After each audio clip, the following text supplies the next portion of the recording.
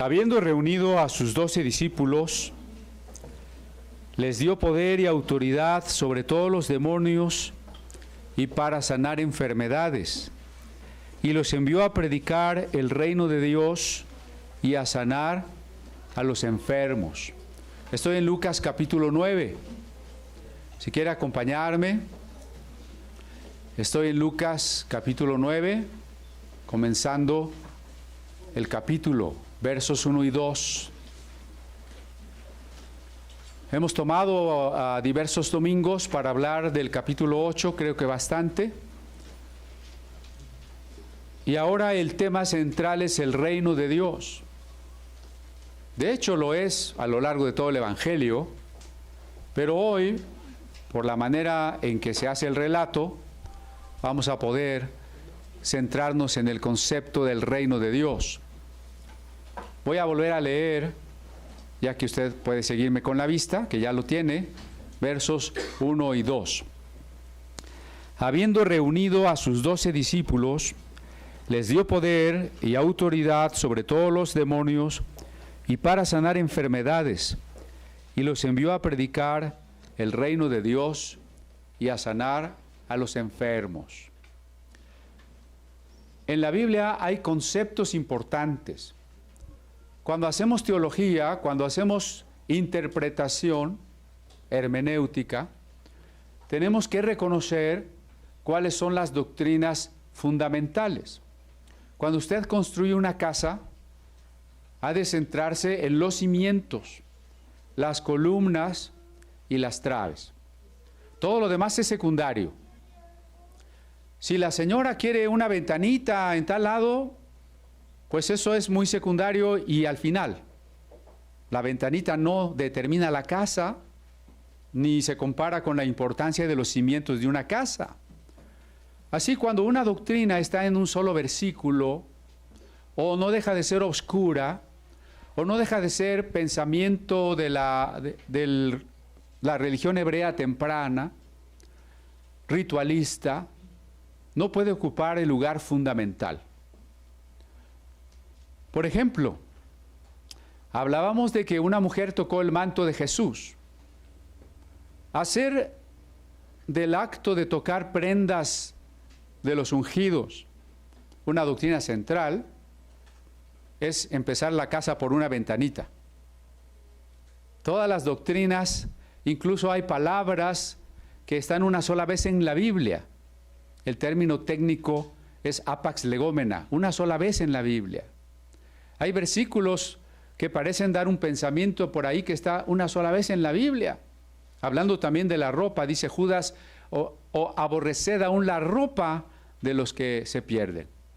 No podemos hacer una doctrina fundamental que se llame del aborrecimiento de la ropa. No, las doctrinas fundamentales en la Biblia, el amor de Dios en primer término, el reino de Dios, la misericordia de Dios, la muerte de Cristo, el Mesías, eso es central en la Biblia. Eso es central en la Biblia. Esas son nuestras traves y columnas y fundamentos. Todo tiene que ir por ese camino. Uno de esos conceptos centrales es el reino de Dios. Y por lo pronto no debemos imaginarlo como un lugar. Aunque ya lo hemos llegado a decir, lo reitero, el reino de Dios no es un lugar.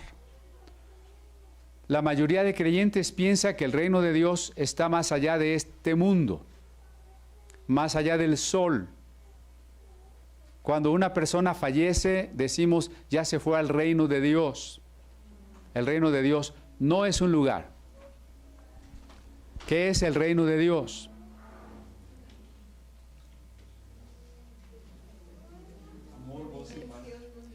En esta concepción gnóstica, dualista, que el cristianismo ha sufrido como una contaminación por casi 20 siglos,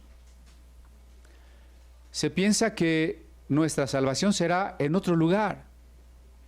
Incluso interpretamos mal el Evangelio de Juan cuando dice, voy pues a preparar lugar para vosotros.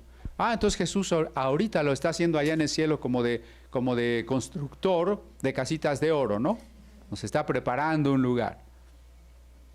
Y por ahí un pastor decía que con un telescopio ya habían visto en una galaxia una ciudad de oro. Y presentaba un dibujo todo horrendo de la ciudad de oro. El reino de Dios no es un lugar. El reino de Dios tiene un núcleo, una quinta esencia, y es el rey. Lo importante del reino es el rey. Hemos cantado un himno muy importante. Loor es dada a Cristo, el Rey, suprema potestad. Y casi a lo largo de todas las estrofas hemos dicho, y proclamadle Rey. Cuando escuchemos el término reino de Dios, lo importante es entender que el centro del reino, lo esencial del reino es el Rey. Y el Rey es Dios. El Rey es Cristo. Por eso la Biblia, especialmente el Nuevo Testamento, habla del reino de Dios. Lucas lo menciona así en el verso 2. Les envió a predicar el reino de Dios. Usted verá que en los pasajes paralelos se dice el reino de los cielos, en Mateo.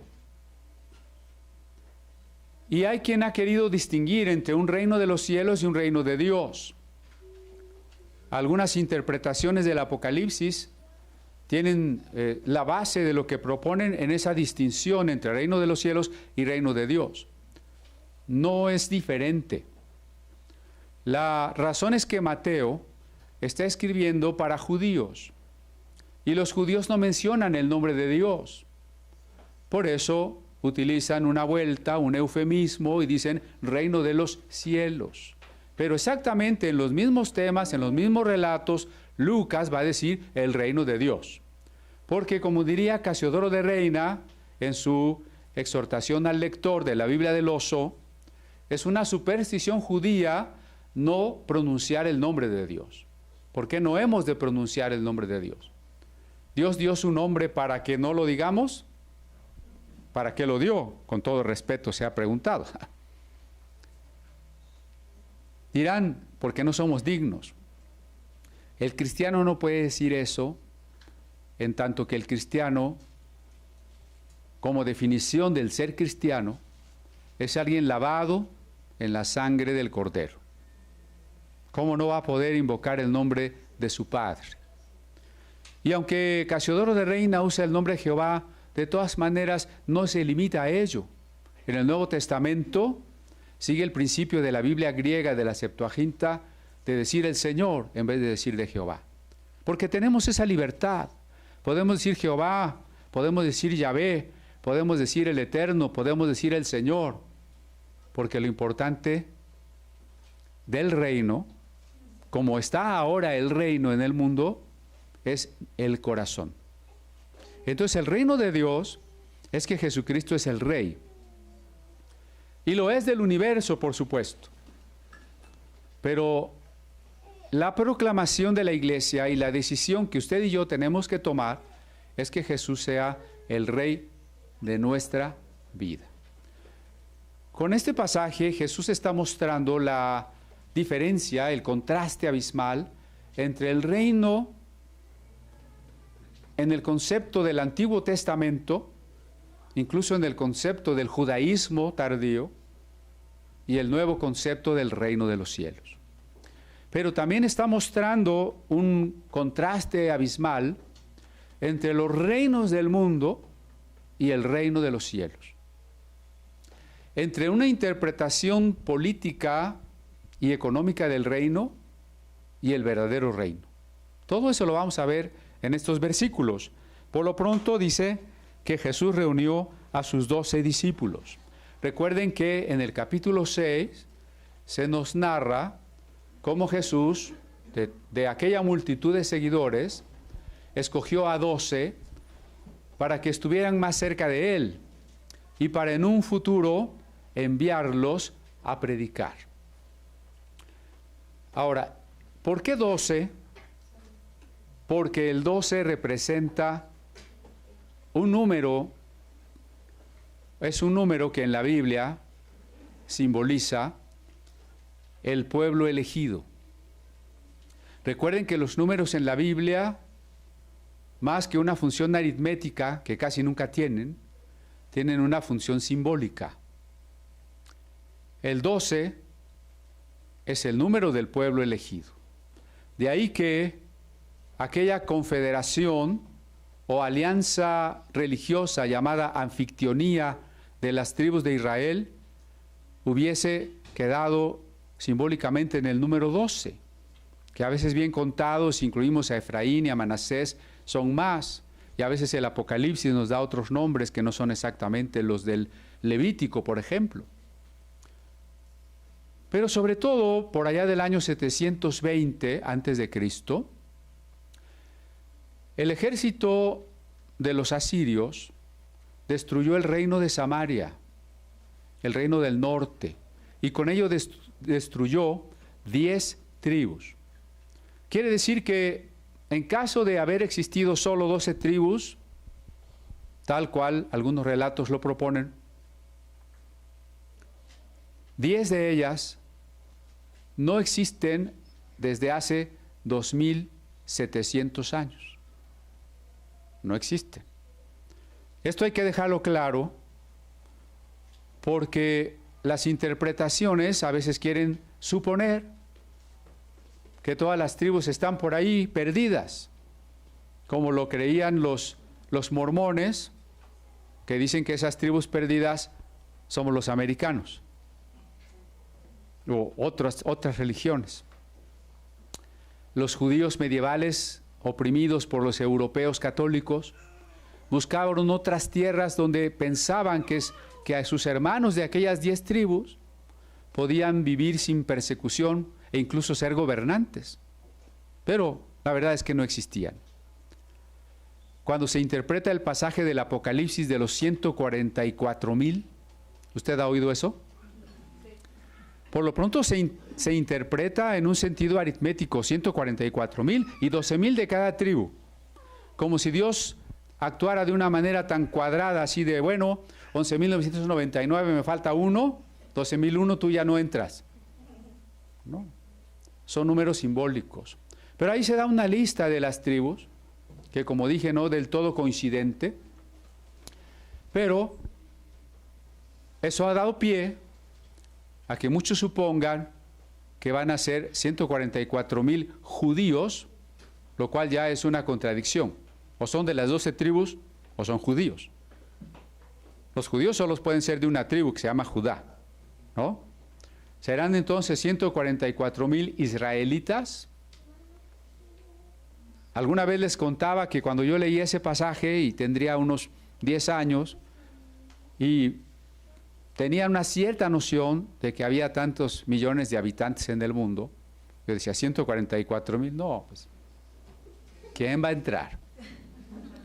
Ojalá y mi abuelo, bisabuelo o tatarabuelo haya tenido algo de judío, porque si no, yo ya me quedé afuera. Había una preocupación, había un temor. Cierro eso solo diciendo que el número 144,000 es simbólico de toda la iglesia. Ya. Pero me regreso a la importancia del número 12, y es precisamente esa: simbolizar al pueblo de Dios. Los profetas, estoy hablando de Isaías o de Jeremías o de Ezequiel, habían hablado de una restauración de Efraín. Es otro nombre para el reino de las 10 tribus, el reino del norte. Se había hablado de que Dios volvería a levantar las dos casas, a unir las dos ramas. Y entonces existía la esperanza que cuando el reino de Dios se estableciera en la tierra, porque no estaba plenamente o no está plenamente establecido. El concepto de un reino de Dios desde el judaísmo tardío es que las espadas se convertirían en aperos de labranza, que los leones no se comerían a las ovejas. No se pensaba en una vida eterna, pero sí se pensaba que los niños serían niños 100 años y los adultos vivirían 1000 años, ¿no? y que la tierra daría frutos muy abundantes, que un solo racimo de uvas iba a alcanzar para hacer muchos barriles de vino, que un solo higo iba a alcanzar para que 3 personas comieran y ya no pudieran más. Esa era la idea de un reino. Y cuando ese reino llegara, Dios habría de restaurar a las 12 tribus de Israel. Era una esperanza literalista. Por eso la importancia de que venga Jesús y escoja 12 apóstoles para mostrar que efectivamente hay una restauración de Israel, pero no del Israel físico, no de las tribus perdidas, sino de aquello que el Israel físico simbolizaba.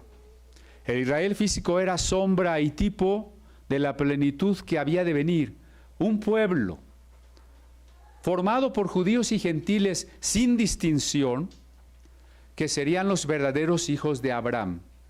El apóstol Pablo tiene esto clarísimo cuando dice, no es hijo de Abraham, Romanos 4, no es hijo de Abraham el que lo es en la carne, es hijo de Abraham el que lo es en la fe. Porque Abraham no fue justificado por la circuncisión. Primero creyó y fue justificado. Creyó y fue llamado amigo de Dios. Y entonces el rito de la circuncisión se convirtió en un símbolo. Pero los ritos no transforman. Los ritos no salvan. Fue la fe, la aceptación de la promesa de Dios, lo que hizo a Abraham un amigo de Dios. Por eso Pablo, allí en Romanos 4, dice, los verdaderos hijos de Abraham son los creyentes. Y luego va a la epístola a los Gálatas y nos da una alegoría. Dice, Abraham tuvo más hijos que Isaac. ¿Por qué se dice que en Isaac te será llamada simiente? Si también Ismael, por ejemplo, es hijo de Abraham. Y el Corán pone una gran importancia en ello. Y Pablo dirá en la carta a los Gálatas, porque Ismael nació de una manera absolutamente natural. Agar era una mujer joven en la época de fertilidad de su vida. No es nada milagroso que se haya embarazado y punto, ¿no? Es un embarazo en las posibilidades humanas 100%. Mientras que Isaac es el hijo de la imposibilidad humana, por tanto es el hijo de la promesa. Y partiendo de ahí, Abraham dice, nosotros no somos hijos de las posibilidades humanas representadas en la ley. Todo el que se quiere salvar por la ley está en las posibilidades humanas. Es hijo de Agar. Estoy hablando de Gálatas 4, por si usted quiere verlo después, no piense que estoy inventando. Todo el que se quiere salvar por sus posibilidades es hijo de Agar. Está en esclavitud.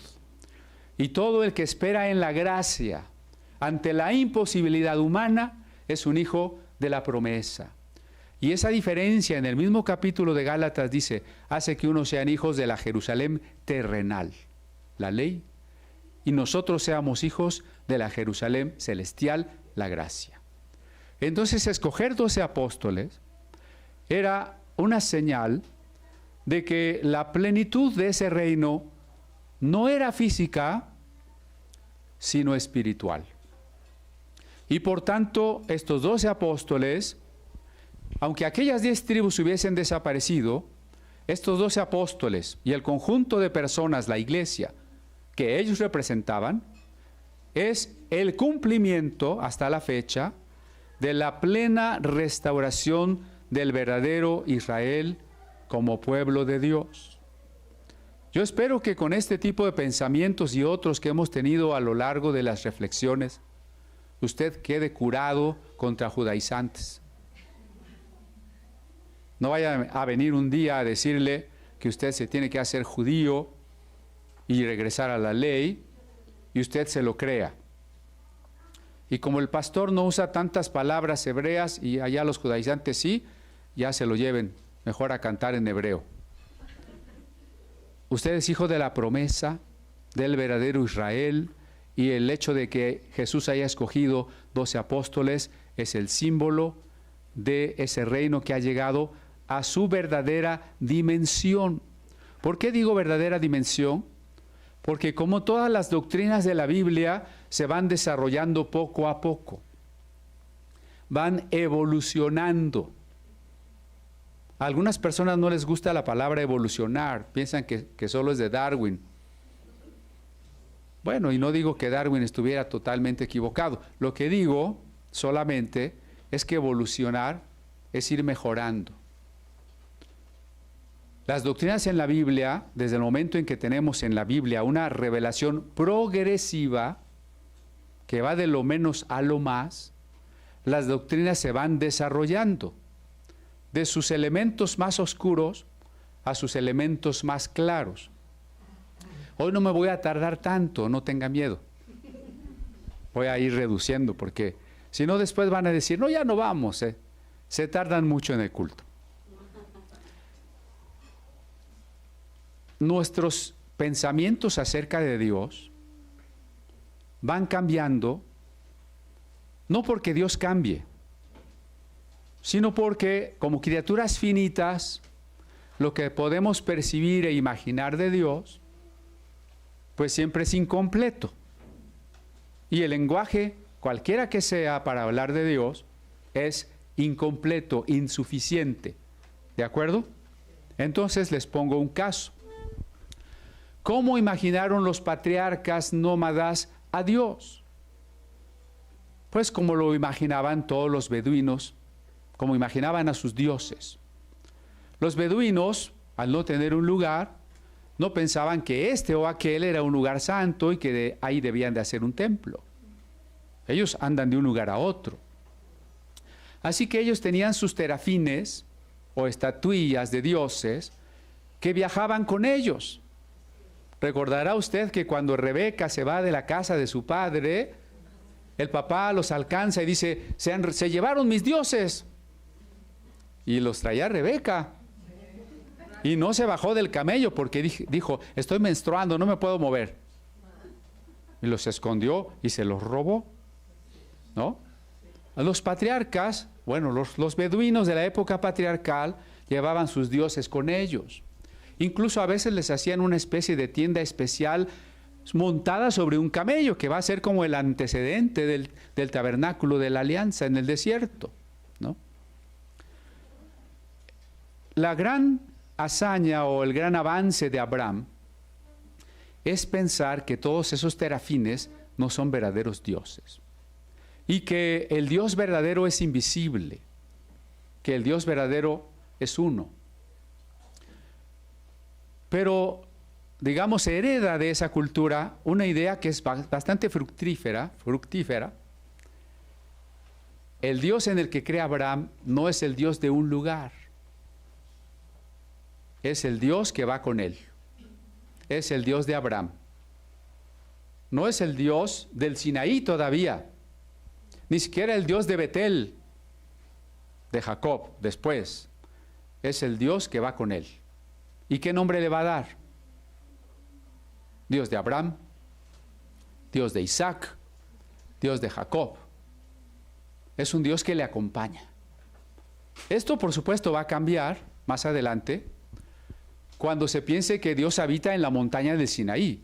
Y entonces es el pueblo el que tiene que salir de Egipto e ir al Sinaí a adorar a su Dios.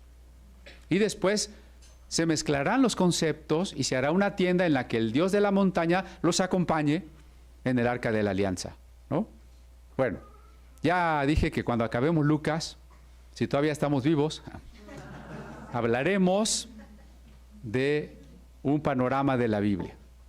Ahí vamos a tocar estas cosas, pero por lo pronto,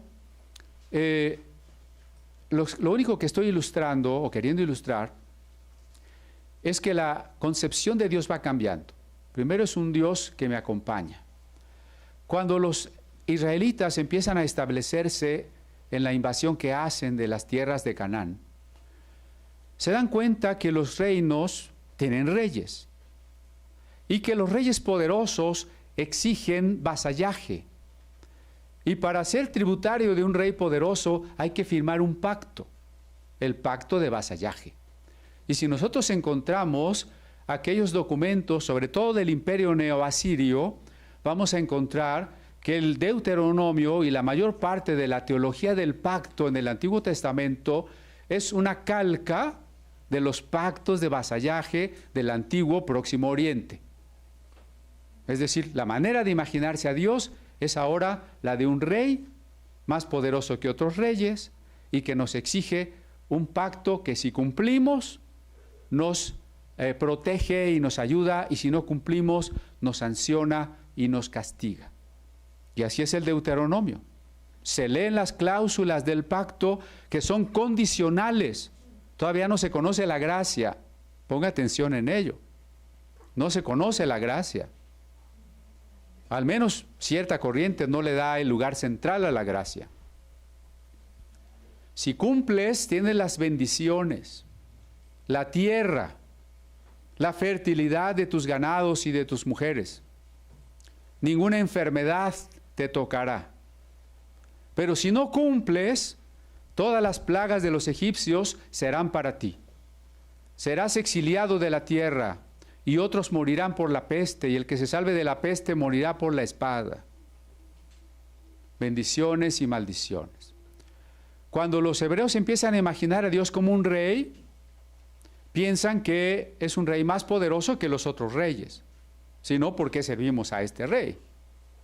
Y entonces hay pasajes donde parece que Dios, que está en la reunión de los dioses, y que Dios es más poderoso que los otros dioses.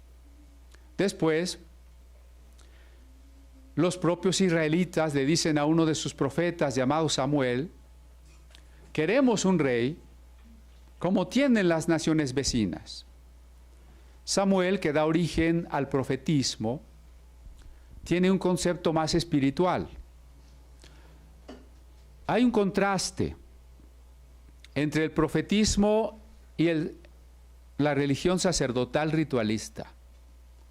La religión sacerdotal siempre es más inclinada a pensar que con el cumplimiento de las ceremonias, de los sacrificios, de la visita a los lugares santos, aunque sea aquella tienda que caminaba, uno puede cumplir con Dios y Dios sernos propicio.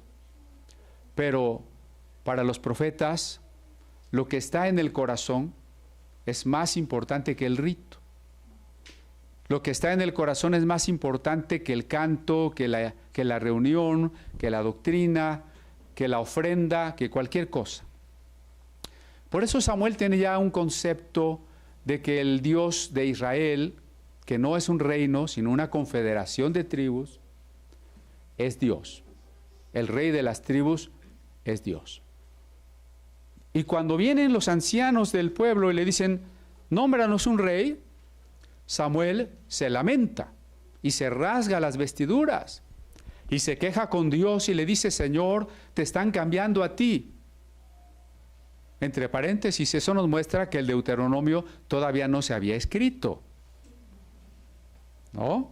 Ese será otro tema, pero solo imagine que los ancianos debieron haber llegado con Samuel y decirle: Samuel, elígenos un rey como el Deuteronomio dice. Y Samuel hubiera dicho: claro, aquí está en el capítulo tal y ahí está el rey. No, los ancianos no conocen Deuteronomio y piden un rey como los reyes vecinos. Y Samuel no conoce Deuteronomio y dice: Dios, te están cambiando. Y entonces Dios le ordena: óyelos. Y entonces Israel, a partir de ahí, con Saúl, luego con David, luego con Salomón, tiene ahora un sistema monárquico. Y entonces los salmos y las liturgias se centran en la concepción de Dios como un rey. Eso es lo que estoy diciendo, ¿no? Imaginamos a Dios como un rey. Hoy no nos es tan familiar. Esperemos que nuestros presidentes no se vuelvan reyesuelos. Algo hay de eso. Pero nosotros tenemos que pensar en Dios de otra manera. Yo quisiera que aquí los niños, los jóvenes se organizaran para ir a algunos museos de ciencia y tratar de ver cómo es el universo. Porque como sepamos o alcancemos a percibir qué es el universo, nuestro concepto de Dios cambia sustancialmente. Ya no se puede usted imaginar a Dios como el viejito sentado arriba de las nubes, ¿no? No, pues si usted empieza a ver lo de los hoyos negros y el universo líquido y la antimateria y el Big Bang y los cuantos y el bosón de Higgs y esas cosas, dice, bueno, Dios es otra cosa. ¿Sí? Entonces, es muy importante que sigamos caminando en nuestro lenguaje y nuestra percepción acerca de Dios. Pero en el tiempo de la monarquía hebrea, entonces, Dios era un rey. Para los profetas del siglo VIII, que son los primeros Oseas y Amós, es claro que Dios no es un rey más poderoso que otros dioses, sino que los otros dioses son aire y no existen. Y el único Dios verdadero es el Dios de Israel. Es un avance teológico muy importante, hasta el siglo VIII, ¿no? Sin embargo, el concepto de reino, hasta cuando menos el siglo V antes de Cristo, el concepto de reino de Dios es un concepto terrenal, absolutamente terrenal. Creo que les pregunté hace poco, ¿en qué pasaje del Pentateuco encuentran ustedes mencionada la resurrección de los muertos?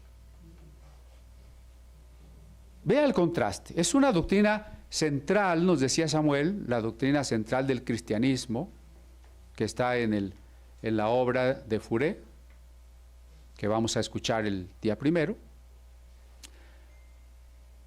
Como el Nuevo Testamento nos dice, si no hay resurrección, no hay nada. Y en la Torá, la ley de Moisés o Pentateuco, ¿dónde se habla de la resurrección? ¿Puede usted ver ese contraste? ¿Dónde se habla de un alma inmortal, de un cielo, de un infierno, de un paraíso o de los demonios? ¿Se habla de eso? No se habla. No se habla.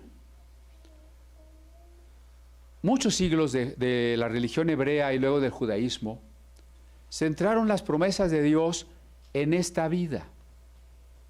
Por ejemplo, honra a tu padre y a tu madre para que se alargue tu vida en la tierra que Jehová tu Dios te da. Punto. No hay un concepto de no desobedezcas a tus papás porque te vas a ir al infierno. El premio es esta vida en la tierra que Jehová tu Dios te da. El pacto en la concepción deuteronómica está ligado a la tierra prometida. Sin tierra prometida no hay pacto. El pacto es la herencia de la tierra prometida. De tal forma que todas las promesas de fama, de riqueza, de salud y de larga vida son para esta tierra. No hay prácticamente en el Antiguo Testamento promesas eternas. Acabo de mencionar a Isaías en un pasaje que a muchos les gusta aplicar al milenio y que no tiene nada que ver con el milenio, y que es que el niño vivirá 100 años y el pecador morirá de 1000 o de 100 o de los que sean. Vidas muy largas, pero todo es aquí. Sin embargo, poco a poco la doctrina, un tanto cuanto simplista, de al bueno le va bien y al malo le va mal, que es la doctrina del Deuteronomio, de muchos proverbios y de varios libros bíblicos, comienza a entrar en crisis dentro del propio judaísmo. Yo no sé si usted está percibiendo que las doctrinas se van desarrollando, como dijimos, son progresivas. Y tal vez usted diga, ¿por qué no nos comparte algo más sencillo? Más navideño. Bueno, esto es importante, porque si no captamos a la Biblia precisamente como una revelación progresiva, como una historia de la redención, que como la historia de cualquier persona va de una infancia a una edad madura, caemos en riesgos de muchas malas interpretaciones. Así que la doctrina deuteronomista de al bueno le va bien entró en crisis, porque la realidad era necia y no se ajustaba a ese principio. Resulta que a los buenos, a los justos, les iba mal, empobrecidos, perseguidos, asesinados. Y a los malos les iba bien. y eran de Morena y del PRI y del PAN, y eran empresarios, y se morían gordos de felicidad y de tanto comer, llenos de riquezas. El retrato de ellos lo tenemos en el libro de Job. Los amigos de Job son de la teología deuteronomista, o a lo mejor hasta de la teología de la prosperidad. Y entonces cuando Job sufre y lo pierde todo, ellos llegan y le dicen, de acuerdo con la ley de Dios, que es justo, si te está sucediendo algo tan terrible, entonces no puede ser más que un castigo de Dios. Y si es un castigo de Dios, algo muy malo debes haber hecho. Precisamente el libro se trata de que Job no había hecho ninguna cosa mala. En testimonio de Dios el libro comienza diciendo, hubo en la tierra de Uz un varón perfecto y recto y apartado del mal. Eso no se dice ni de David. Hubo un varón perfecto y recto y apartado del mal.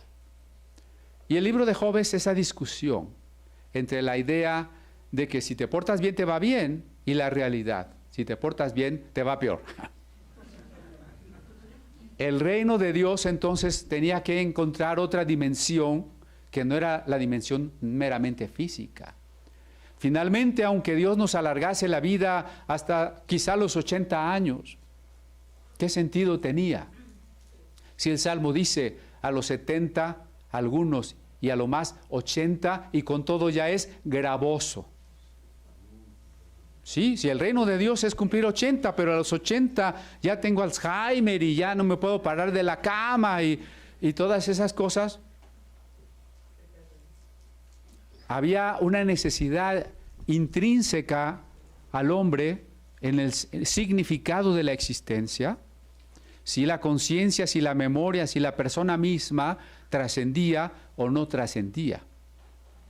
Y los hebreos en su periplo a Babilonia y Persia y después con el imperio griego, empezaron a confrontarse también con otras doctrinas que estaban preocupadas por las mismas cosas. En las mismas épocas del siglo VIII, la religión órfica de Grecia afloraba y proponía que además del cuerpo el hombre tenía un alma. Así que en un camino paralelo, no necesariamente unido, pero paralelo, la cultura griega y la cultura hebrea iban llegando a la convicción de que el hombre no es solamente cuerpo. Hay algo más en el ser humano. Y por tanto la salvación tiene que ser trascendente. Es decir, más allá de nuestras posibilidades de un cuerpo mortal. El cristianismo primitivo y una parte del judaísmo tardío nunca llegó a la idea gnóstica, dualista, de una salvación cuya trascendencia radicaba en un fuera de este mundo. No. Sí se planteó una salvación trascendente más allá de un cuerpo mortal, pero en este mundo. De ahí que la doctrina de la resurrección ocupara un lugar central. No sé si me estoy explicando, porque a veces alguien que no cree en el alma le va a decir, ese es una contaminación platónica en el cristianismo. No, Platón nunca habló de la resurrección del cuerpo. La trascendencia de la que estamos hablando no es gnóstica, es una trascendencia de la resurrección del cuerpo en este mundo. Gnóstica en la que creería en una salvación ultraterrena. Pero bueno, entonces el concepto de reino empezó a avanzar hacia la expectativa de una resurrección, en donde el reino de Dios se estableciera con plenitud. Todos los grupos judíos, que eran muchos, que creían cosas diferentes en tiempos de Cristo, excepto los saduceos, coincidían en que cuando el reino de Dios llegara, los justos permanecerían sobre la tierra. De alguna manera, dejaría de existir la muerte, la vejez, y nosotros viviríamos como árboles de justicia, plantados por siglos y siglos, o como dice el Salmo, por largos días.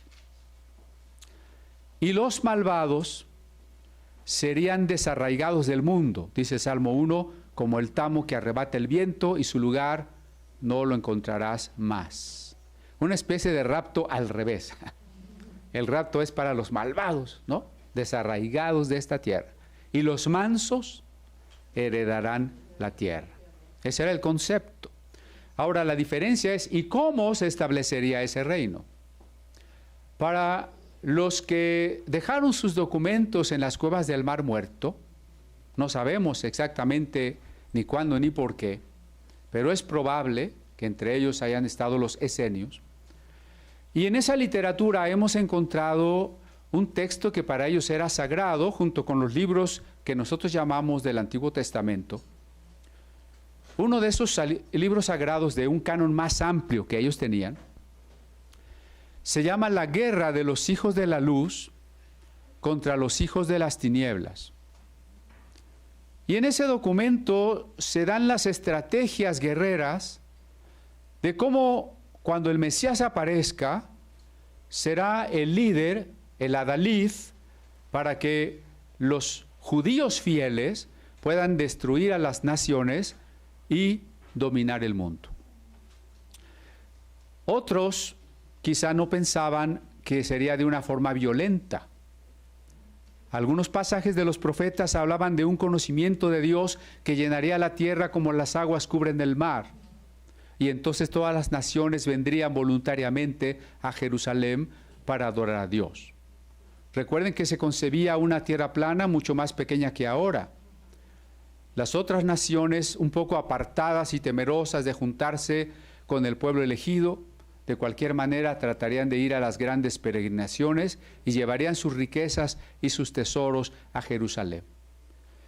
El reino que se esperaba seguía siendo terrenal, pero de cualquier manera era al fin un reino impuesto, es decir, un imperio, a través de la guerra o de la violencia, a través de la preferencia del pueblo elegido y una cierta indiferencia o acaso la destrucción de las naciones gentiles.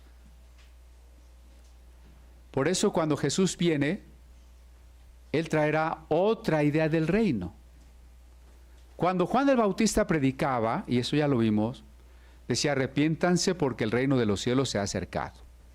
Si no se arrepienten, serán de esos injustos desarraigados. Si se arrepienten, serán de los justos que permanecerán y participarán. Pero Jesús todavía tuvo que debatirse en qué tipo de reino tendría que establecer y qué tipo de rey sería Él. Y cuando fundamentalmente Jesús tuvo esa lucha, cuando Jesús en su conciencia y en su pensamiento tuvo que tener claro y tomar una decisión sobre qué tipo de reino era el reino de Dios. Los 40 días de ayuno en el desierto. Y cuando Él regresó, entonces el reino o el concepto reino de Dios, reino de los cielos, había ascendido mucho más de el momento hasta donde se había desarrollado. Ahora el reino de Dios tendría que comenzar en el corazón de los seres humanos. Ya no sería un reino meramente terrenal de 70 u 80 años o 1000 años de vida, un milenio. No sería un reino impuesto a los malos o a los gentiles por un pueblo escogido. Ahora sería un reino que comienza en lo más pequeño, en la semilla de mostaza, esa unidad tan pequeña que es el corazón de cada persona. Allí comienza el reino de Dios y de allí crecerá para formar un pueblo nuevo, y ese pueblo nuevo tendrá una realidad nueva que llegará a su plenitud cuando venga un mundo nuevo. Ahora, el concepto reino, para muchos que subrayan, uno de los atributos divinos, la soberanía de Dios.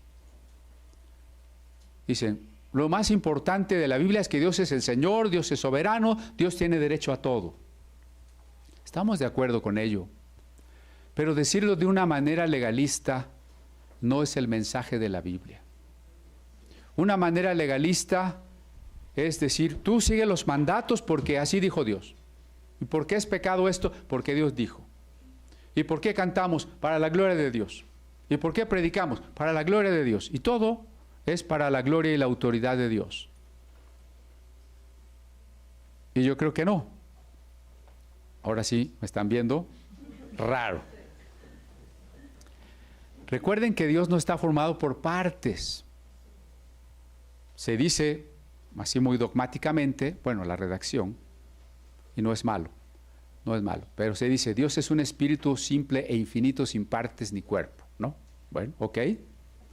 Entonces, si Dios no está formado de partes, no es que hay un porcentaje de soberanía y un porcentaje de amor y otro de justicia y otro de santidad, y Dios tiene que vivir equilibrando sus pedazos, ¿no?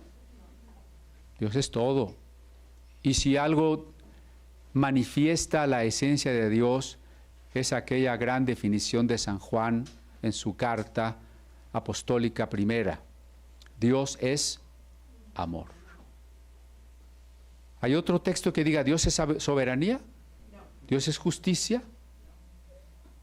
O sea, sí, entiendo que hay muchos pasajes que hablan de la soberanía de Dios o de la justicia de Dios, pero escuetamente así como definir a Dios como Dios es soberanía, Dios es justicia, Dios es amor. Entonces, ¿qué es el reino de Dios? El reino de Dios es un atributo relativo. ¿Qué es eso? Que es uno de los atributos que solo puede concebirse en relación con las criaturas.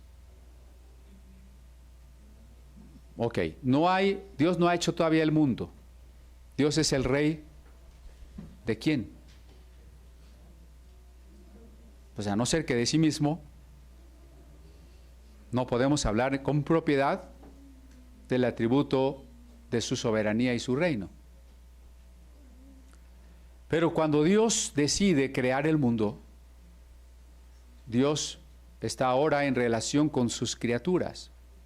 Y en esa relación nosotros podemos percibir las maneras de relación a las que llamamos atributos relativos.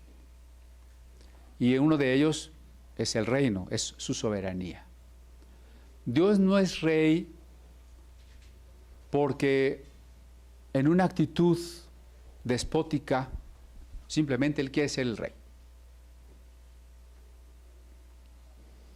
Jesús, que es el retrato de Dios, el que me ha visto a mí, ha visto al Padre, nunca tiene esa actitud, yo quiero ser el rey.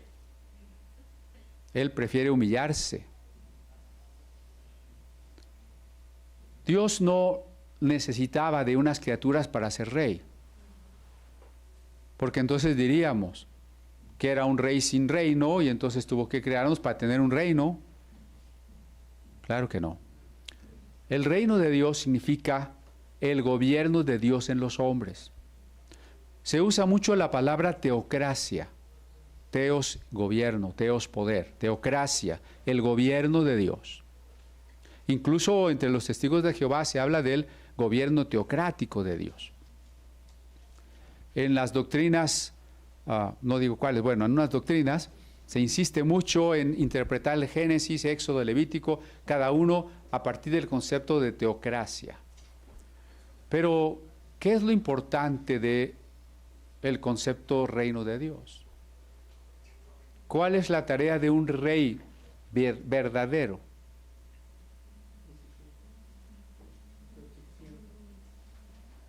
Amar a su pueblo, proteger a su pueblo, establecer la justicia por el bien de su pueblo.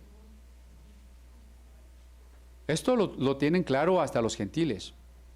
Cuando en la República Platón habla de que la política tiene un valor fundamental en el Estado, que es la justicia. ¿Y la justicia por qué? Por el bien de todos.